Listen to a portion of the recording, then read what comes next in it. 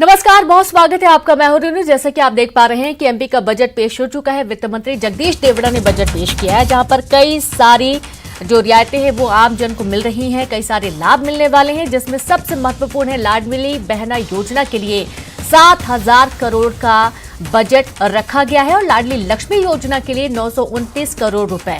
आप ये देखिए कि लाडली बहना योजना को लेकर काफी सराहना भी हो रही है पूरे प्रदेश में। तो वहीं महिला स्व सहायता समूहों के लिए 660 करोड़ का प्रावधान, आहार अनुदान योजना के लिए 300 करोड़ और नारी कल्याण के लिए 1,29,76 करोड़ का बजट रखा गया। युवाओं को स्वावलंबी बनाना सरकार का मकसद, तो युवाओं के लिए 1 लाख सरकारी नौकरियां भी सरकार लेकर आएगी और खेल विभाग में भी बजट बढ़ा दिया गया। जी हां, खेल को भी बढ़ावा देने के लिए खेल विभाग के लिए 738 करोड़ का बजट रखा गया और इस तरीके से तमाम सेक्टर्स पर फोकस रखते हुए आप ये देखेंगे कि इस बार महिलाओं की जो भूमिका रहती है उसके अनुसार महिलाओं के लिए कई सारी प्रावधान बजट के दौरान रखे गए हैं और विकास पर मुख्य रूप से फोकस किया गया है, जहां पर बड़े बड़े ब्रिज के निर्माण के साथ ही महिला, किसान, रोजगार की बात बजट में की गई है। तो मुख्यमंत्री बालिका स्कूटी योजना का भी ऐलान किया गया है। देखिए, आप फर्स्ट आने पर छात्राओं को स्कूटी दी जाएगी। जैसा कि आपको मालूम है कि अभी तक साइकिल का वितरण किया जा रहा था, लेकिन अब स्कूटी की योजना ई स्कूटी दी जाएंगी। और मध्य प्रदेश मिलेट मिशन की भी शुरुआत, जहां मध्य प्रदेश मिलेट मिशन के लिए 1,000 करोड़ का बजट में प्रावधान किया गया।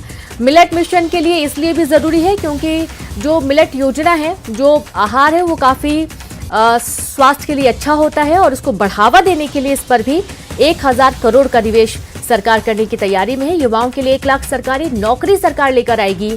अब चूंकि रोजगार के लिए और अवसर बनेंगे, नई नई चीजें सामने आएंगी।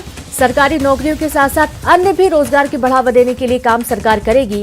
किसान कल्याण योजना के लिए 3200 करोड़, फूलों की खेती को बढ़ावा दिया जाएगा। सड़कों के लिए 10,182 करोड़ बजट में रखे गए हैं। और चलिए सीधे रुक करेंगे, संवाददाता पवन पटेल जुड़ गए हैं जबलपुर से। पवन, बजट पेश हो चुका है और देखा जा रहा है कि सभी सेक्टर्स पर विशेष फोकस किया गया है।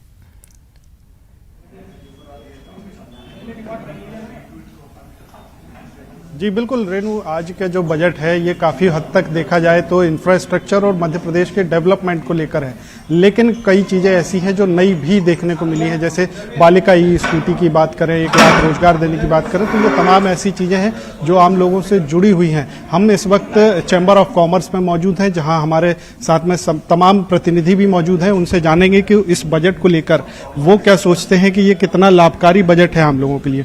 सर, कितना लाभकारी नज़र आता है उद्योगों के लिए, प्रदेश के लिए, आम जनता?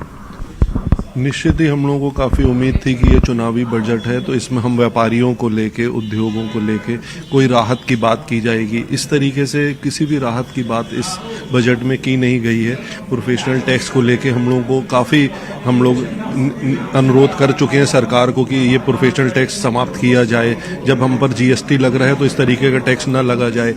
हमारे प्रदेश के आसपास के प्रदेशों में जो रजिस्ट्री के चार्जेस हैं, स्टाम्प ड्यूटी है, वो काफ़ी ज़्यादा है। उसमें हम लोगों को काफ़ी उम्मीद थी कि राहत दी जाएगी, रजिस्ट्री के चार्जेस कुछ कम किए जाएंगे। जबलपुर को लेके हमारे काफ़ी उम्मीद थी कि मेडिकल कॉलेज जो है वो एम्स में बदलने की डिमांड काफ़ी समय से कर रहे हैं, ताकि आसपास के महाकौशल के एरिया में जो इलाज कराने लोग बड़े शहरों में जाते हैं, निश्चित ही एक बड़ा खर्च होता है उन पर, और जबलपुर में अगर वो इलाज कराते तो निश्चित ही उनको काफ़ी कम रिफायती कीमत पर कम से कम इलाज कर सकते थे। आईटी की बड़ी कंपनियों की हमें बड़ी उम्मीद थी कि कुछ आएंगी, जी बिल्कुल, जॉब जनरेट होंगे। न्यू जनरेशन जो बाहर की तरफ पलायन कर रहा है वो निश्चित ही अपने शहर में जॉब कर पाएगा।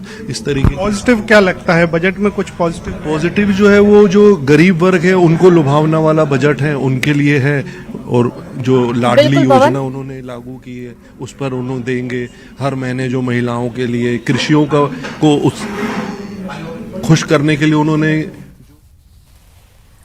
पवन, आपके पास लौटेंगे और इस वक्त